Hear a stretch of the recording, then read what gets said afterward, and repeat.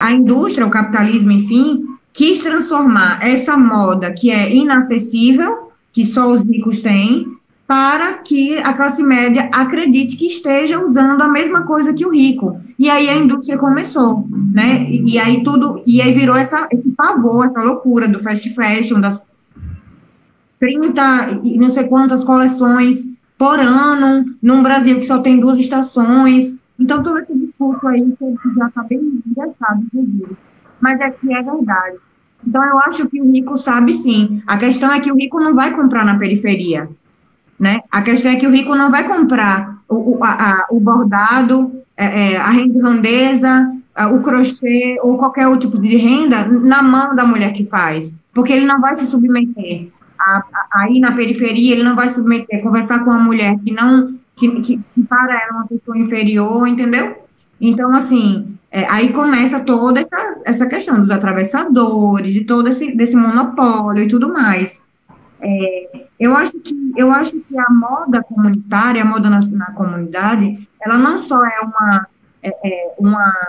uma força identitária daquele espaço, daquele território, assim como uma maneira de subsistência e uma maneira também de se perpetuar aquelas características daquela comunidade, entendeu? Então, assim, eu tenho uma visão geral do Brasil, mas, obviamente, eu tenho uma visão muito mais forte do meu território, que é a minha cidade, né? Um pouco do estado, mas, assim, muito mais de Aracaju. Então, assim, nas comunidades, as comunidades urbanas, periféricas, tal, de Aracaju, as mulheres não querem ser costureira, elas querem comprar roupa.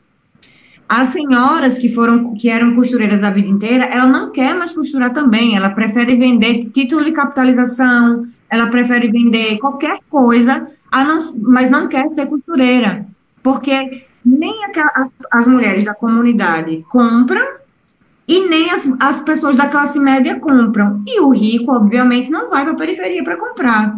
Então, realmente não tem trabalho. Então, assim, existe um conceito, existe algumas pessoas que já têm essa capacidade de entender que a costura ela é muito mais do que um fazer roupa.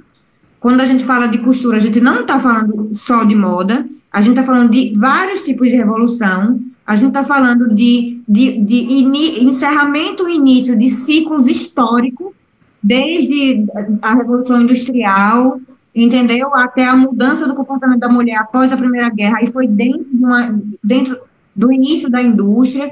Então, quando a gente fala da costura, a gente está falando de muita coisa, não, que não seja a roupa. E, assim, existe esse público que compra, que valoriza, que se interessa, que vai ouvir a gente falando, vai dizer, poxa, eu quero conhecer o trabalho, sabe, da Dani, vou conhecer o trabalho da Naná, porque se interessa e consome realmente. Mas é um público muito pequeno, e por várias questões, né? Questões econômicas, inclusive. Então, por exemplo, não dá para a gente falar sobre consumo consciente ou sobre uma moda consciente para as pessoas da periferia se elas não têm o direito a ter consciência. Elas não têm o direito a ter consciência. Quem tem direito a consciência é quem tem a oportunidade de estudar, quem tem a oportunidade de escolher o que vai comprar. Na periferia, ninguém tem o direito de escolher o que vai comprar. Ela compra o que ela precisa realmente e quando pode, agradecendo. Entendeu? Então, assim, realmente, eu acho que de todos os lugares que eu passei, que eu trabalhei, talvez trabalhar em comunidade seja a parte mais difícil, porque, você precisa fazer aquela mulher acreditar que ela é potente, e isso é muito difícil, porque às vezes a gente, com acesso à informação, acesso a várias coisas, a gente mesmo duvida da nossa potencialidade. Imagine uma mulher periférica, né, que foi sabotada, que foi negada os direitos a vida inteira por o Estado, pela sociedade, pelo companheiro, entendeu? Então, assim, é muito difícil você mostrar a potencialidade que aquela mulher tem. E a segunda coisa é que é isso, a periferia sonha, ela não para de sonhar. Então, aquela senhora, ela sonha que, ela nem sonha mais com o futuro da filha, ela sonha com o futuro dos netos. Então, e no futuro mais próspero que aquela costureira de 50, 60 anos, que, como você falou, é a média de idade, o que ela sonha para um neto, para uma neta, é muito diferente do que ela viveu. E o diferente do que ela viveu está na novela da Globo. E na novela da Globo, ninguém compra na periferia.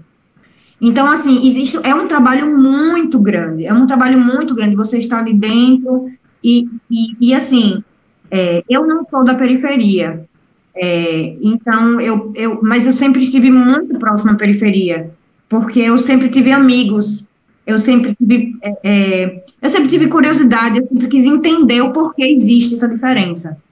Por mais que eu soubesse o beabá, né? Por mais que a vida inteira, todo passo que minha família desse fosse com um conceito político, com todo esse virou quase um provérbio que a gente fala, tem que fazer recorte social, de gênero e tal. Isso aí eu cresci aprendendo a fazer porque era necessário. Eu tive muita sorte, eu tive muito privilégio.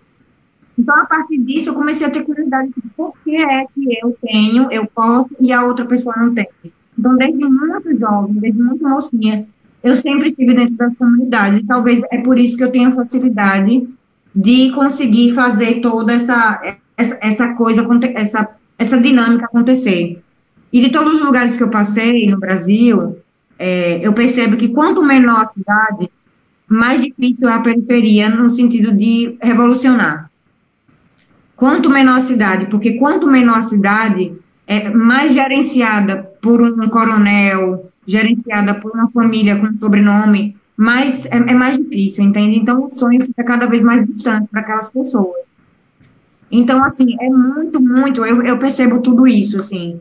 Então, já trabalhei fora de Aracaju, em comunidades tradicionais, mas hoje, assim, diante da minha demanda também pessoal, né, eu sou mãe de 3 filhos, eu tenho uma filha de 16 anos, enfim, então eu imagino tudo que uma adolescente prestes a entrar na universidade passa, as questões, toda a evolução, enfim. Então, nesse momento nesse momento não, já tem um tempo, eu precisei me fechar mais na minha cidade, assim.